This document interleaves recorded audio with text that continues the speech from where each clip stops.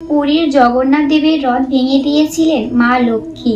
শিরোনামটা শুনে একটু অবাক লাগছে, কিন্তু এটাই সত্যি।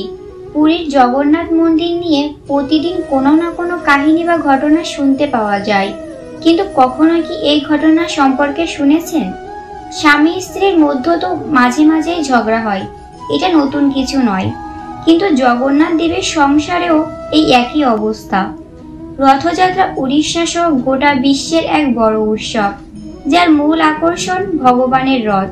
কিন্তু একবার এই রথ ভেঙে দিয়েছিলেন স্বয়ং মা লক্ষ্মী, অর্থাৎ জগন্নাথ দেবের স্ত্রী। কিন্তু কেন, জানলে আপনারা অবাক হয়ে যাবেন। সবাই কমেন্টে জয় জগন্নাথ লিখতে ভুলবেন না। সবাইকে আমার চ্যানেলে স্বাগত।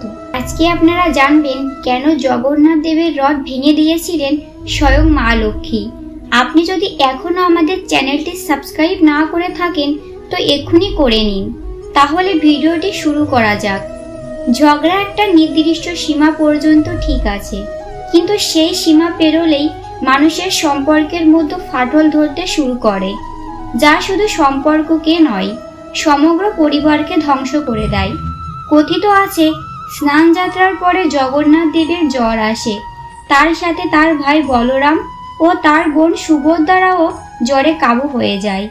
এরপর এক সময় সুস্থ হয়ে উঠলে জগন্নাথ দেব ভাবলেন যে অনেক দিন হয়ে গেল ভক্তদের সাথে দেখা হয়নি, তারাও আমার সাথে দেখা করতে আসতে পারেনি।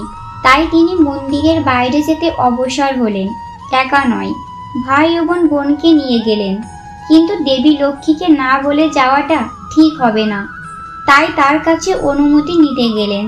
তিনি লক্ষ্মীকে বললেন, হে দেবী, আমরা অনেকদিন শয্যাশায়ী ছিলাম, তাই ভক্তদের সাথে দেখা হয়নি।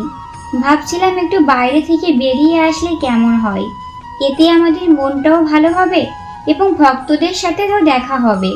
তার সাথে মাসি ঘূর্ণিজা এর সাথেও দেখা করে আসব। দেবী লক্ষ্মী এতে সম্মতি জানালেন। স্বামীকে তাড়াতাড়ি ফিরে আসতে বললেন। এরপর জগন্নাথ, বলরাম, সুভদ্রা ভ্রমণ যাত্রায় বেরিয়ে পড়লেন। জগন্নাথ দেব দেবী লক্ষ্মীকে কথা দিয়েছিলেন যে পরের দিন তিনি ফিরে আসবেন, কিন্তু দেখতে দেখতে 4 দিন কেটে যায়, তিনি ফিরে আসেননি। অবশেষে 5 দিন কেটে যায়, তারা রথযাত্রা থেকে ফেরেননি। এতে দেবী লক্ষ্মী অন্তত কুপিত হলেন, কারণ জগন্নাথ দেব তাকে কথা দিয়েছিলেন কিন্তু তার কথা রাখেননি। তিনি ঠিক করলেন এবার নিজেই ঘূর্ণিজার মন্দিরে যাবেন তার স্বামীকে আনতে। এক পালকি তৈরি করে রাজ্যবাসী সমেত সেই জায়গার উদ্দেশ্যে রওনা হলেন। যখন দেবী লক্ষ্মী যাচ্ছিলেন তখন ভক্তরা তাকে প্রণাম করছিলেন। ইতিমধ্যে জগন্নাথ দেবের কাছেও খবর পৌঁছে যায় যে দেবী লক্ষ্মী তাকে নিতে আসছেন। তিনি অন্তত ক্রোধিত। তার আদেশে গণ্ডিজা মন্দিরের দরজা বন্ধ করে দেওয়া হয়, যা দেখে দেবী লক্ষ্মী আরো রেগে যান। তিনি ভাবলেন জগন্নাথ দেব তার ভাই ও বোনকে এতটা ভালোবাসেন যে তার নিজের স্ত্রীকে হেয় করলেন। তিনি তার সেবকদের আদেশ দিলেন যে জগন্নাথ দেবের রথ ভেঙে ফেলো। দেবীর আদেশ পেতে সেবকরা জগন্নাথ দেবের রথের একটা অংশ পিটিয়ে ভেঙে ফেললেন এবং তিনি হেরাগহরী নামের এক পথ ধরে মন্দিরে ফিরে আসেন।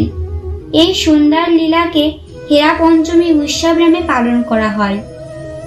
আসলে এই ঘটনা ভগবান জগন্নাথ ও দেবী লক্ষ্মীর এক প্রতীক, কারণ যেখানে ভালোবাসা আছে সেখানে এরকম রাগ ঝগড়া হয়, যাকে উদ্দেশ্য করে বর্তমানে বিশেষ উৎসবটি পালন করা হয়, যার উল্লেখ পাওয়া যায় স্কন্দ পুরাণে। মন্দিরের ইতিহাস বলে এই উৎসব শুরু হয়েছিল রাজা কোকিলানন্দ দেবের রাজত্বকালে। তার আগের মন্ত্র উচ্চারণের মাধ্যমে প্রতীকী উপায়ে পালন করা হতো। এরপর রাজা কোকিলানন্দ দেবের প্রথা পরিবর্তে মা লক্ষ্মীর মূর্তি তৈরি করার উৎসবের প্রলয় ঘটান।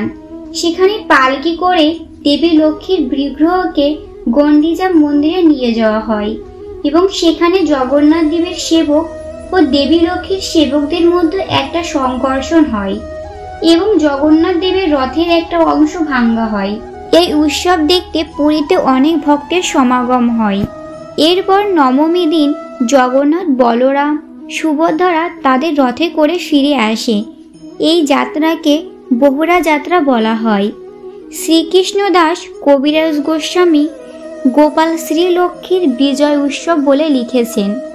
কবি কর্পূর গোস্বামী শ্রী চৈতন্য নাটকে একে সেরা উৎসব বলে উল্লেখ করেছেন, যা রথযাত্রা বসবাসীদের কাছে তা একটা আকর্ষণীয় জিনিস।